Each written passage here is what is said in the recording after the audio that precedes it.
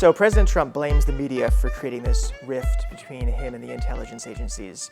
Ryan, as a member of the media, do you feel guilty about that? No, because that's not true. Trump created the rift between Trump and the intelligence agencies. I mean, he compared the situation that he was in with the intelligence community to Nazi Germany. I mean, people who normally are very suspicious of the intelligence community on the political left in journalism suddenly were all like rallying behind the CIA. Like, that's kind of weird, right? Yeah, but I think there's just this really broad repositioning happening where Trump is trying to like reset the idea of what the CIA can do. So inside the CIA, you have factions that, are probably really angry with what he did, but I bet there's also, or we know from reporting, there are factions inside who are really excited that he's, with the idea that he can potentially let them cut loose and do whatever they want. And then you have a repositioning on the left, you have a repositioning on the right. It just feels like everything is really up in the air right now. So that's true that the factions thing is true, because I've heard that, but I don't know if that's another part of the static, and that's a real thing. Yeah. I mean, of course, it's a big institution with a lot of different people with different politics. The CIA, a lot of folks in the CIA pride themselves on being objective thinkers.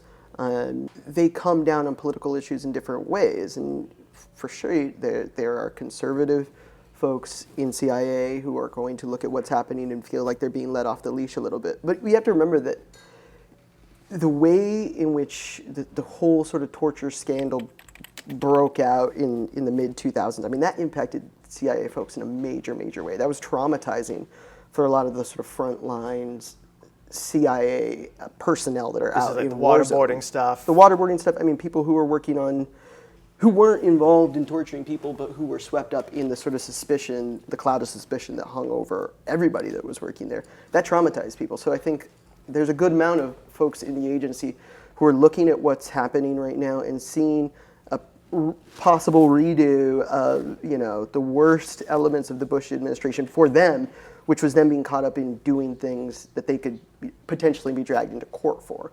I mean, that whole period really shook a lot of folks at the agency, and I think that's where a lot of the fear right now is coming from. But then again, I mean, you're gonna find people there who are also ready to really ramp up the wars, and Trump is definitely sending out the signal that that's what he's interested in doing.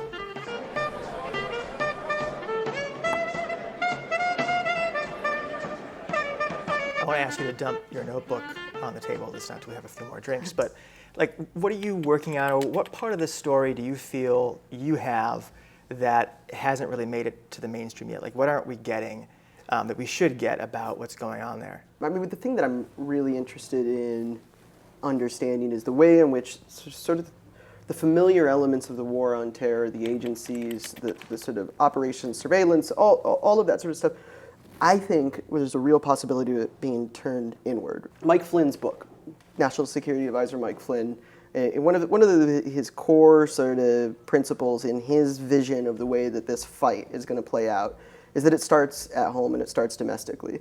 And I think that the FBI is a super interesting agency to be thinking about right now, because I think that we're going to see this whole apparatus really turning inward on Muslim Americans and those communities. And I think that's like really where our focus should be right now. There's a prospect for civil liberties violations unlike anything that we've seen in quite some time, or maybe ever. I mean, it's dark. That raises an interesting question. Are we letting Obama off the hook with this focus on the bad things that Trump and Flynn want to do when it comes to maybe like restarting black sites and doing other terrible things? I mean, it's not like the Obama administration was a glorious moment for human rights and civil liberties when it came to this part of the policy world, right? Well, yeah, neither domestically nor internationally. Like, Obama had, his pluses and minuses like any president. But I think like we're going through such an unprecedented time right now that it's totally fair for 100% of our attention to be on what the Trump administration is trying to do. So alleged Russian hacking of the election is all over the news. How worried should we be that that's what actually happened? So my whole approach to the Russia thing has been this quote from Catch-22, which is like, just because you're paranoid doesn't mean that they aren't after you. Or they aren't out to get you. And it seems like there has been a lot of like wild reporting and very simplistic reporting, but that doesn't mean that there isn't like real kernels of truth. So there was this report yesterday the Russian Ministry of Defense put out, right, that the U.S. coalition had participated in airstrikes, anti-ISIS airstrikes, right? First of their kind. And then, of course, the Pentagon comes back and says, no, that's absolutely untrue. But I'm wondering if you think that we could see future cooperation between the two governments in the anti-ISIS war. I think that if with this administration, certainly. Yeah. I mean, that seems to be Trump's priority beyond, however deep his relationship with Russia and Russian officials or Russian businessmen or whatever goes.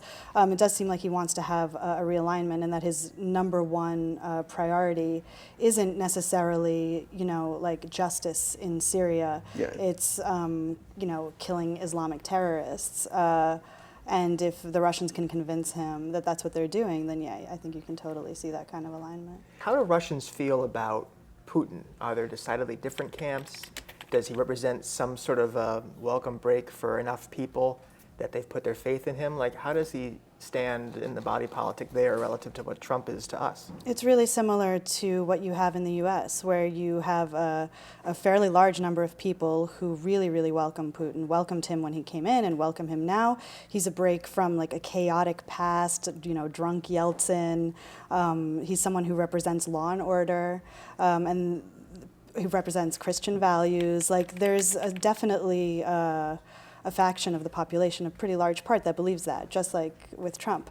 Then you have, what is kind of the catch-all phrase is opposition or oppositionally minded people who look for, independent sources of information, who believe in things like human rights, who believe in things like freedom of the press, the freedom to protest, and they certainly don't support Putin. It's not unlike the situation we have here. What happens if the bromance ends between Putin and Trump?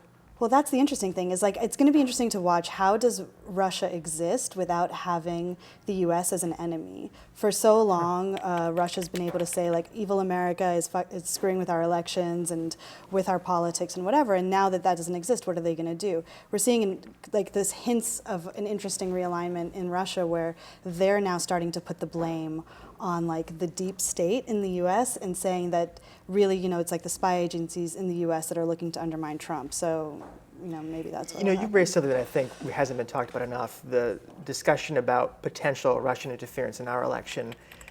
Some people, particularly on the left here, have said, well, don't we do that all the time? And obviously Putin has mentioned that as being one of his complaints, that we go in to observe elections, but in fact we're kind of meddling with them or delegitimizing regimes after they're elected democratically.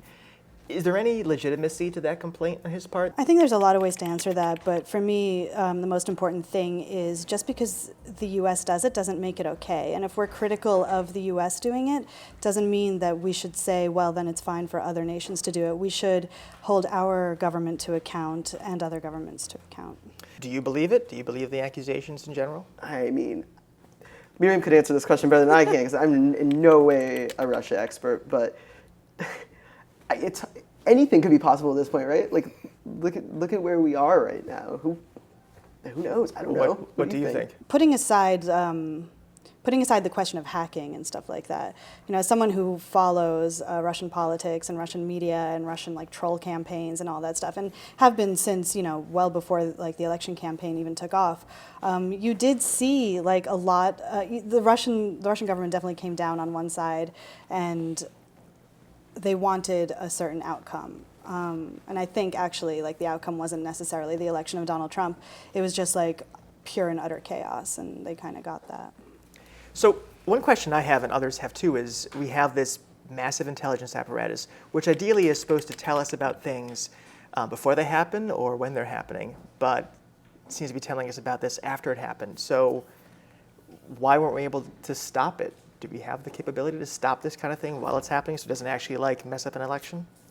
I mean, it's a totally valid question. And we don't know the ins and outs of why we didn't know this earlier, right? But we run up against this sort of problem all the time when there's a terrorist attack, anywhere, or particularly when it happens in the U.S. We're like, well, how come this bloated, massive intelligence apparatus that collects all of this information didn't see this coming? The fact is that it's not an all-knowing entity. These are institutions made up of human beings, and they have their politics and they have their problems, and sometimes we just don't get it. We miss things for whatever reason. So I don't know what, I want to know what the story is, but I think that there is a sort of misunderstanding about the way that these agencies work, and people expect us to know everything. I think it's really important for the truth to come out in and of itself, and then what various government bodies want to do with that information is their business. But I really want to learn not just what the Russians were doing in terms of hacking and leaking to WikiLeaks and getting all this information out there, but really the relationships between various members of the Trump administration and Russia. And as for what can be done, I mean, I think it's not just the United States. There's a host of really, really important elections coming in Europe: France, Germany, the Netherlands. They're already starting to see signs of the influence campaign that we saw here. And so anything we can do to bring it to light can also maybe prevent it from happening in other countries. Probably important not to lose sight of all of the other factors that domestically that contributed to the election going the way that it went. Right? We don't want to be singularly focused Yes. on this idea Right. that the Russians put him in power 100%. Right. We have to remember that a lot of things came together to bring us where we are right now.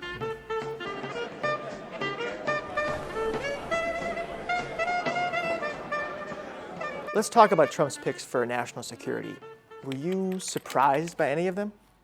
So the one that I find most interesting is Mike Flynn, because he didn't have to go through any sort of approvals process. He's national security advisor, so he's just sort of there chilling, doing whatever he wants to do. And he's one person that people are reporting is under investigation for his relationship with Russia. So that'll be interesting to watch. Rex Tillerson as state, I think, came almost as a bit of a relief after people were floating Giuliani and John Bolton. But that'll be interesting also for his ties with Russia. And then I don't know. I mean, it seems like the defense and CIA guys get relatively good reviews, maybe because others are just so crazy. Yeah, I mean, people are putting so much stock in Mattis, right? Mad Dog. Yeah, Mad Dog, to be sort of the voice of reason, the adult in the room. I mean, we'll see how that goes. And Pompeo, I mean, he's kind of interesting, I guess, but I agree with Miriam. Flynn is the guy that I find pretty fascinating. And you interviewed him. Yeah, What was he like? I interviewed him this summer when everybody was convinced that Mike Flynn was not going to become, again, a powerful official in the U.S. government. It was when his book was coming out, which is his sort of vision of the war that we need to fight, and at the heart of it is Islam, right? And Flynn goes back and forth, and he's very loose with his language between radical Islamists and just talking about Islam in general. I think that Flynn cut his teeth really in the Iraq War as this intelligence chief with JSOC, right next to McChrystal during this period in which they were sort of finessing the strategy of find, fix, finish, this process for killing terrorists at a really rapid clip. And he got a lot of respect during that period, right, as being a sort of intellectual architect of that stuff. Went to Afghanistan, wrote critically about intelligence failures in Afghanistan in a way that a lot of people were like, wow, that's bold, that's sort of fresh thinking and that sort of thing. And then he goes to DIA, and he's running things there. And in a pretty short amount of time, a lot of problems started to emerge. And Flynn was basically seen as people who I've spoken to who worked for him as just a terrible, terrible manager who really wanted to remake DIA in the image of the CIA, get more people out in the field, that sort of thing, had a resentment towards civilian employees, and he was pushed out. Now, after that, Flynn creates this narrative about what happened to him, in which he is this guy who was wronged by the Obama administration. Right, he's a martyr to the truth. Yeah, Right. he was speaking truth to power. He was essentially a disenfranchised white male who became very into what Trump had to offer, and then is now occupying this incredibly powerful position within the administration. We'll see how long he lasts, because he is under a lot of scrutiny right now. But I think in terms of his worldview, he's a true believer. He believes that we are locked in an existential war with Islam / radical Islam, whatever he, however Islamofascism, he chooses, whatever he wants say, to, yeah. whatever he wants to call it. And I mean, he could be a really, really dangerous player.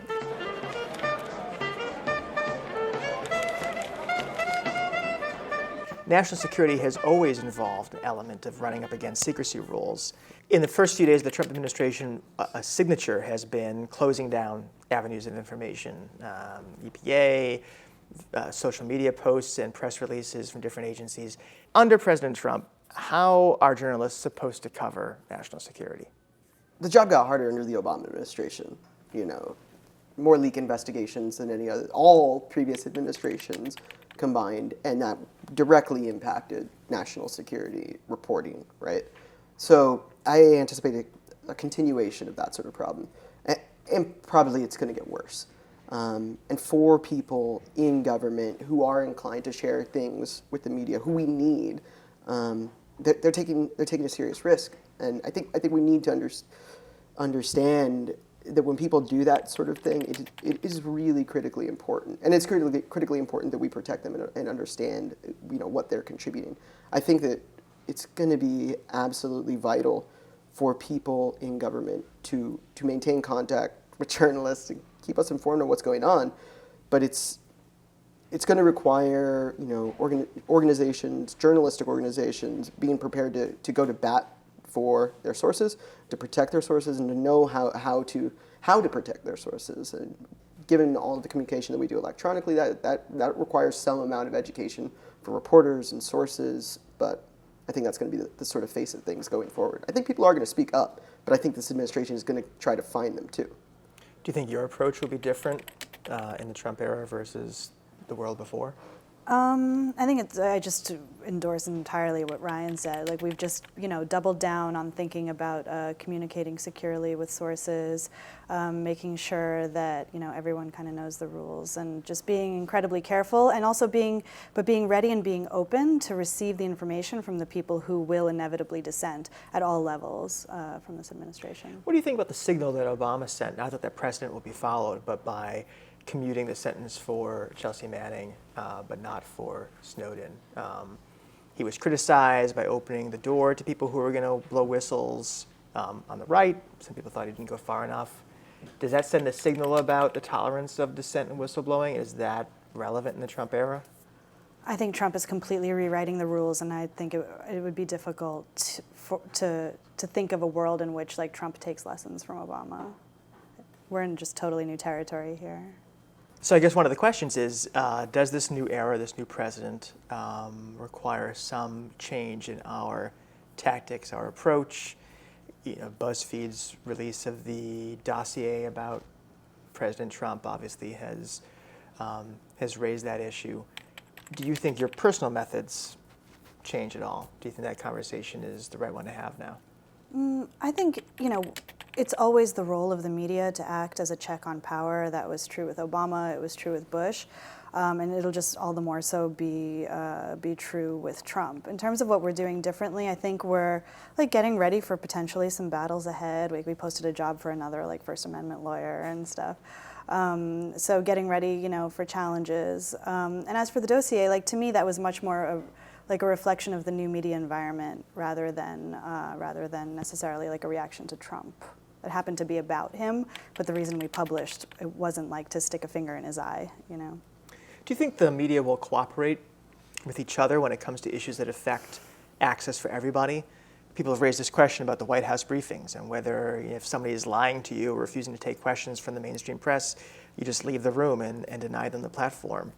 What do you think? Do you feel like there's that common cause among competing outlets? Yeah, I think that I'm very hopeful that there'll be a lot more collaboration. You look at something like the Panama Papers, right? That came out last year, and it was this big effort bringing together a bunch of investigative journalists to work on, on a single project. I think that collaborations are great. I think that, and also when we find ourselves in fights, whether they're First Amendment fights or access type of fights in press conferences or that sort of thing, there should be solidarity. I think that that's important right now because this is an administration that is going to go directly at journalists and press freedom. This is a very very sensitive commander-in-chief. So I think we need to have a sense of being together in this.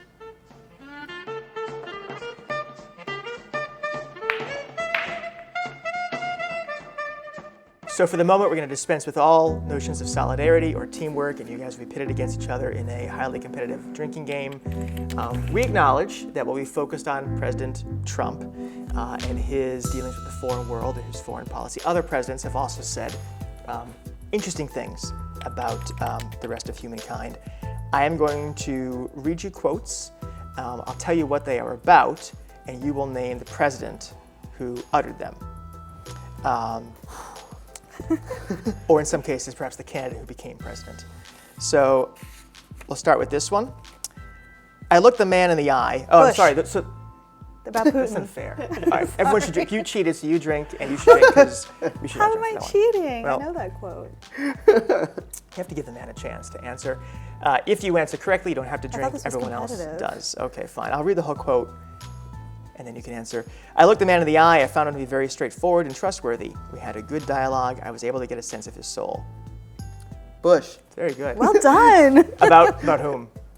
Putin. Putin. Very good. Everyone wins that one. Okay. There is no Soviet domination of Eastern Europe, and there never will be under a blank administration. It was said to Jimmy Carter. Reagan? President Ford said that. You know, one of the world's famous debate gaffes. Somebody said That it was a gaffe. was a gap. There was a little Soviet domination in Eastern Europe. it There turns was, out. so I was Yeah. confused. He's not only a barbarian, he's also flaky. That's adorable. Wait. That was about Gaddafi. Oh, that's not adorable. Any idea who the president was? Of the U.S., Clinton? No. President Reagan. There's a lot of drinking happening here. All right. He's not going to go into unnamed country, all right? You can mark it down and you can put it down. You can take it anywhere you want. Who's he talking about? Who said it and who's he talking about? Or what's he talking about? Are the Soviets going into Afghanistan? Nope. All right, I'll add the country name. He's not going to go into Ukraine, all right? You can mark it down, you can put it down, you can take it anywhere you want. Trump said that. Trump said that. Very good. All right, you drink this one. And the last one.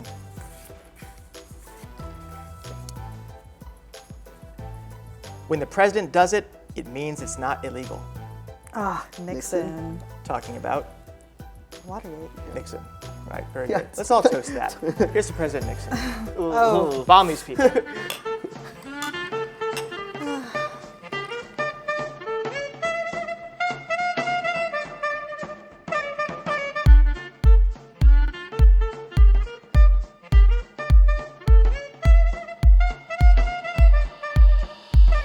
We were born to bring it back, but it's more than basic. It's a portion of his rap at the core is ancient.